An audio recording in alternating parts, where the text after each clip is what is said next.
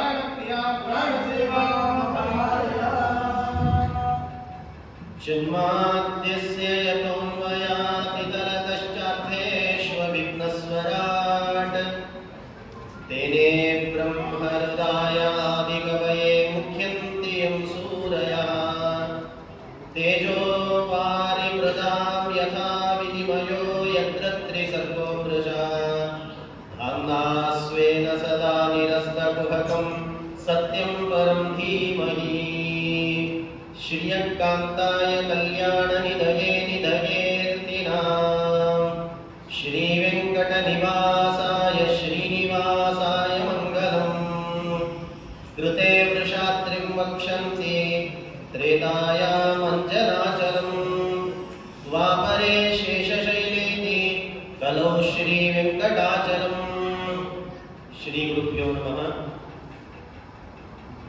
ತಿರುಪತಿಯ ಬೆಟ್ಟ ಒಂದೊಂದು ಯುಗದಲ್ಲಿ ಒಂದೊಂದು ಹೆಸರನ್ನು ಪಡೀತದಂತೆ. ಕೃತೆ ವೃಷಾದ್ರಿಂ ವಕ್ಷಂತಿ ತ್ರೇತಾಯಾಂ ಅಂಜನಾಚಲಂ ದ್ವಾಪರೇ ಶೇಷಶೈಲೇತಿ ಕಲೌ ಶ್ರೀ ವೆಂಕಟಾಚಲಂ.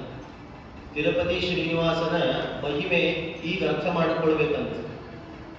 ಒಂದೊಂದು ಯುಗಕ್ಕೂ ಒಂದೊಂದು ಹೆಸರು, ಆ ಮಹಿಮೆ ಉಳ್ಳ ಪರ್ವತ ಈ ಹೆಸರನ್ನು ಪಡೀತದಂತೆ. ಅದಕ್ಕೆ ಈ ಪದ್ಯ ಹೇಳಿದ್ದು. ಕೃತೆ ವೃಷಾದ್ರಿ ವಕ್ಷಂತಿ, ಕೃತಯುಗದಲ್ಲಿ ವೃಷಾದ್ರಿ ಅಂತ ಕರೀತಾರೆ. ಕೃತೆ ವೃಷಾದ್ರಿ ವಕ್ಷಂತಿ ತ್ರೇತಾಯಾಂ ಅಂಜನಾಚಲಂ, ತ್ರೇತಾಯುಗದಲ್ಲಿ ಅಂಜನಾದ್ರಿ ಅಂತ ಕರೀತಾರೆ. ಕೃತೆ ವೃಷಾದ್ರಿ ವಕ್ಷಂತಿ ತ್ರೇತಾಯಾಂ ಅಂಜನಾಚಲಂ ದ್ವಾಪರೇ ಶೇಷಶೈಲೇತಿ, ದ್ವಾಪರ ಯುಗದಲ್ಲಿ ಅದನ್ನ ಶೇಷಾಚಲ ಅಂತ ಕರೀತಾರೆ. ಕಲಿಯುಗದಲ್ಲಿ ವೆಂಕಟಾಚಲ ಅಂತ ಕರೀತಾರೆ. ಪುರಾಣದ ಮಹಿಮೆ. ಒಂದೊಂದು ಯುಗಕ್ಕೂ ಒಂದೊಂದು ಹೆಸರು ಪಡೀತದಲ್ಲ, ಏನದರ ವಿಶೇಷ? ಅಂಜನಾದ್ರಿ, ಶೇಷಾದ್ರಿ, ವೃಷಭಾದ್ರಿ ಈ ಹೆಸರನ್ನು ಪಡೀತದಲ್ಲ, ಇಲ್ಲಿ ಶೇಷಾದ್ರಿ ಅಂತ ಒಂದು ಹೆಸರು ಪಡೀತದೆ. ಒಂದೇ ಬೆಟ್ಟ, ಆನಂದಾದ್ರಿ ಅನ್ನುವ ಬೆಟ್ಟ ಒಂದೊಂದು ಯುಗಕ್ಕೆ ಒಂದೊಂದು ಹೆಸರು ಪಡೀತದೆ. ಉತ್ತರ ತಪ್ಪಲಿನಲ್ಲಿರ್ತದೆ, ದಕ್ಷಿಣಕ್ಕೆ ಬರ್ತದೆ. ಅವಾಗ ಅದು ವೆಂಕಟರಮಣ ತಿರುಮಲ ದೇವಸ್ಥಾನ ಅಂತ ಆಗಿಬಿಡ್ತದೆ. ಎಷ್ಟು ಮಹಿಮೆ ಇದೆ ಈ ಶ್ರೀನಿವಾಸ ದೇವರ ಬೆಟ್ಟಕ್ಕೆ ಅಂತಂದ್ರೆ, ಒಂದು ಪ್ರಸಂಗ ನಡೀತಂತೆ.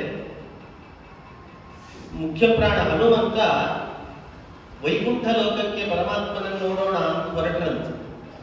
ಹೊರಟಾಗ ಸನಕಾದಿಗಳ ಶಾಪದಿಂದ ದ್ವಾರಪಾಲಕರು ಇದ್ದಿದ್ದಿಲ್ಲ. ಅದಕ್ಕೆ ಪರಮಾತ್ಮ ಶೇಷದೇವರನ್ನೇ ದ್ವಾರಪಾಲಕನಾಗಿರು ಅಂತ ನಿಂದ್ರಿಸಿದ್ರಂತೆ. ಹನುಮಂತ ಮುಖ್ಯ ಪ್ರಾಣದೇವರು ಬರಬೇಕು, ಶೇಷದೇವರು ತಡೀತಾ ಇದ್ರು.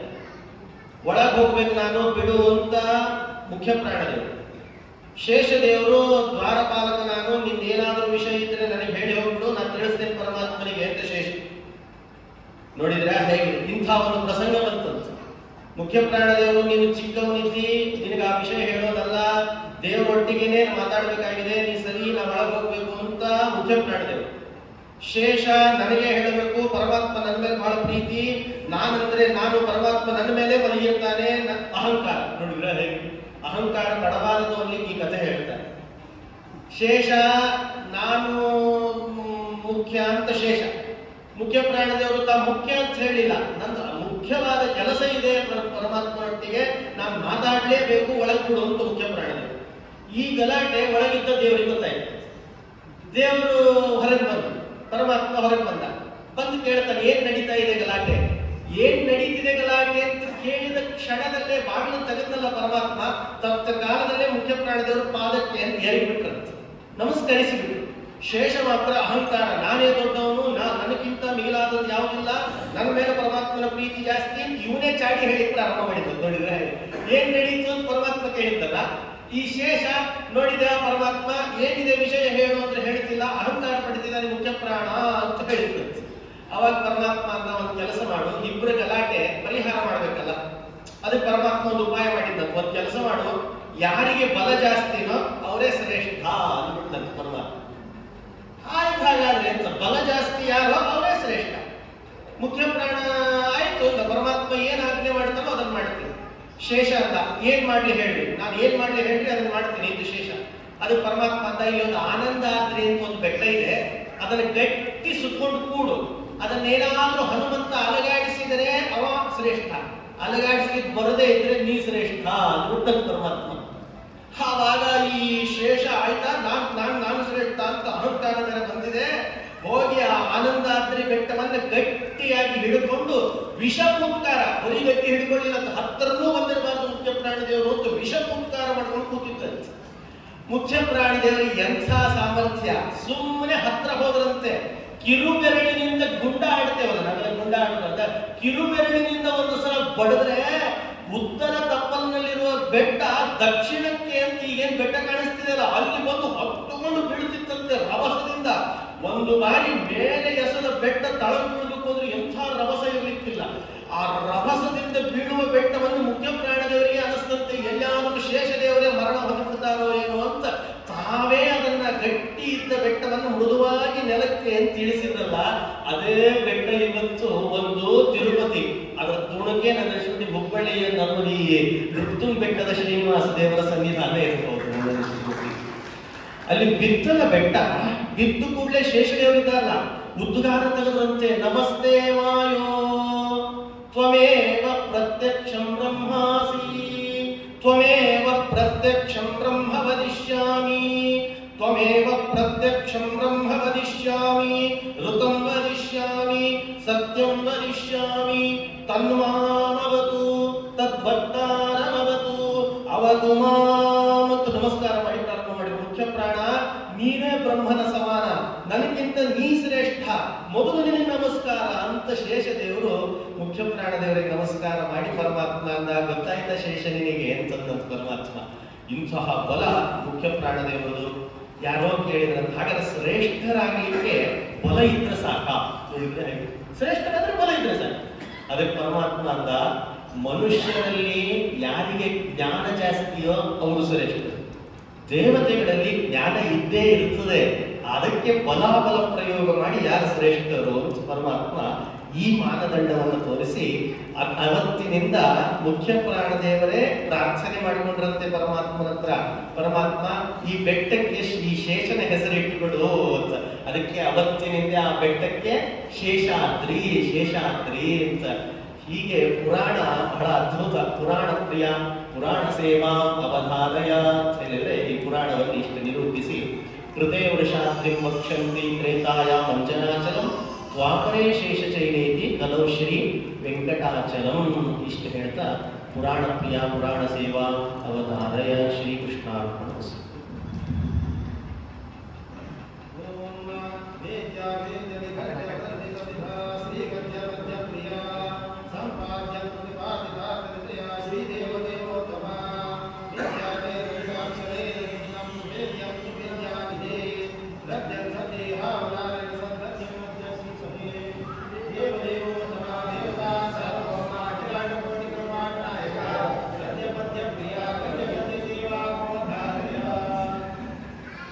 जय जय जय भक्ताग्रगण्य भक्त पालक भक्त वत्सल भक्तापराध सहित श्री राघवेंद्र प्रभो.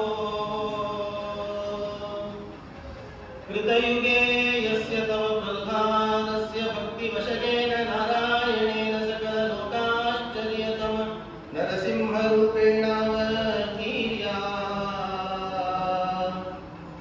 त्वयात्मप्रीतिं कृतयित्वा विललं बुद्धिना त्वया अस्मिन्नपि तवावतारे वृन्दावनेऽपि तत्सेवितुमागतान् उपजीविकारहितानपि सुपजीविकान् पिशाचादि बाधायुगानपि निर्बाधान् निष्कुटुम्बकानपि सुकुटुम्बकान् अविद्यानपि सुविद्यान् महापातकिनोऽपि निष्पाटकिनः कर्तुं राम नरहरि कृष्ण कृष्ण नारायणाख्य रूप पञ्चकेन्योच्यति सत्तुं यतिराट् अपारवारे अतिदुस्सारे खलु निस्सारे असुख संसारे मग्नं दीनं दूनं अनाथं शरणागतं मां रक्ष रक्ष रक्ष.